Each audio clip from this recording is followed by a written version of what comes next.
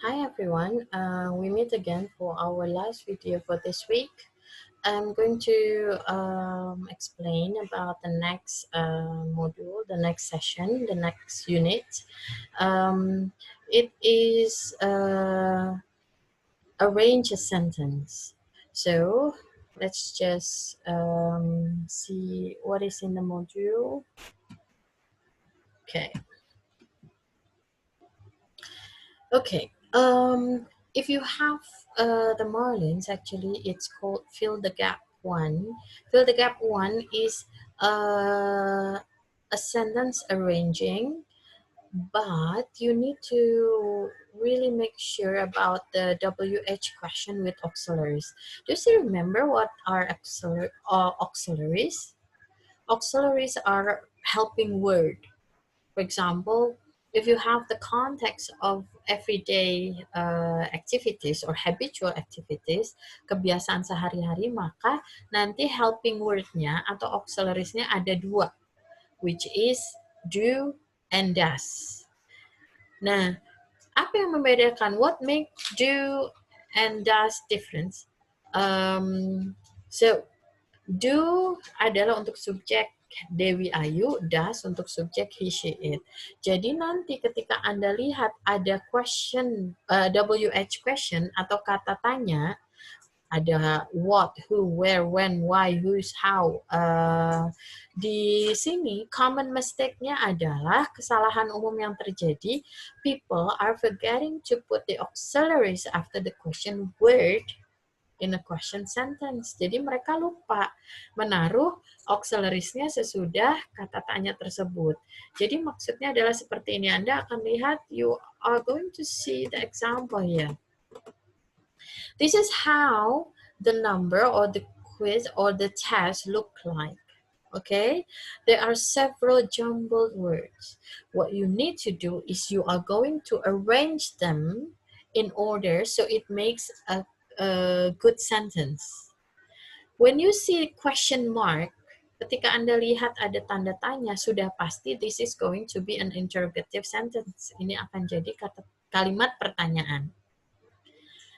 Anda sudah lihat ini, berarti Anda tinggal tambahkan ini di paling akhir, kemudian Anda masukkan ini ke dalam sini sebagai kata pertama yang harus masuk. Okay? And then after that, what? After that, you are going to look for the auxiliaries. Here, the auxiliaries is like this one. What, will, Anda tambahkan subjek. Jadi sesudah kata tanya, Anda sudah tahu urutannya sebetulnya, because I've given you this already. Jadi kata tanya, auxiliary, subject, kemudian verb-nya.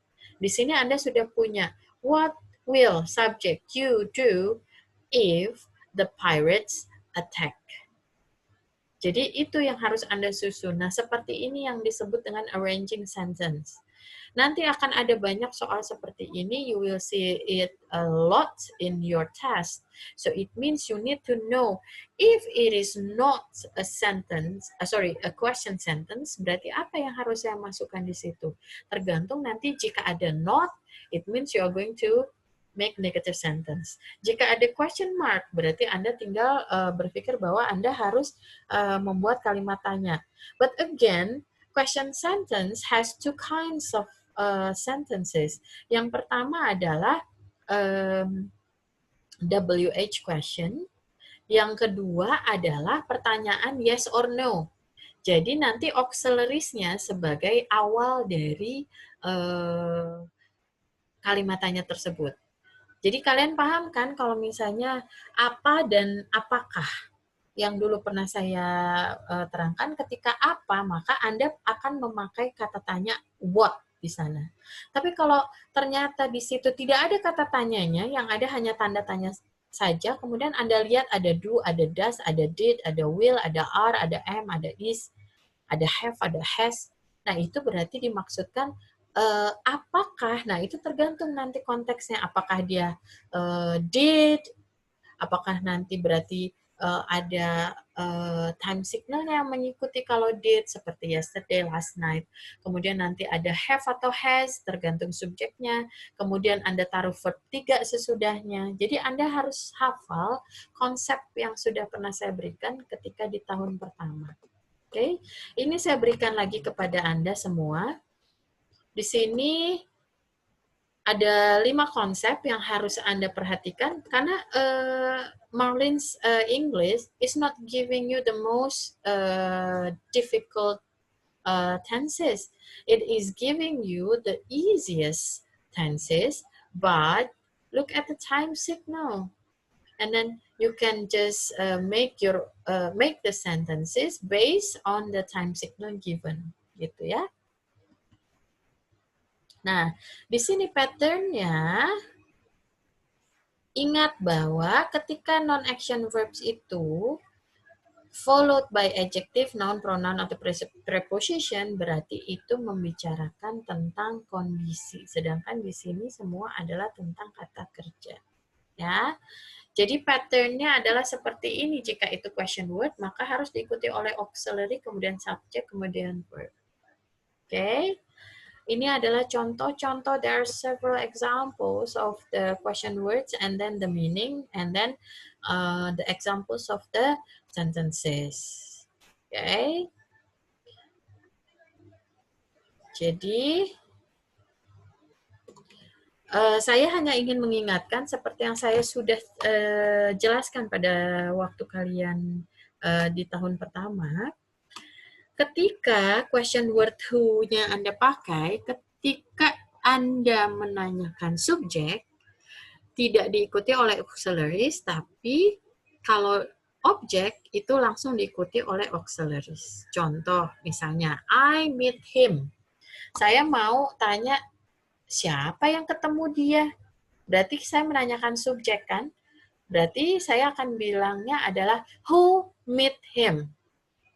Tapi kemudian saya akan menanyakan dianya, him-nya ini. Maka saya harus membuatnya menjadi who do I meet. Anda tambahkan di situ auxiliaries-nya apabila dia bertanya tentang objek khusus untuk kata tanya who. Oke? Jadi kalimat dalam bahasa Inggris itu bermacam-macam. Jika Anda harus menyusunnya ke dalam kalimat yang seperti tadi contoh soal dalam Marlene's test, Anda lihat apakah di situ tidak ada petunjuk not atau tanda tanya, berarti itu adalah kalimat positif atau statement. Ini bentuknya. Ya, subject, verb, kemudian objek atau complement. Ya.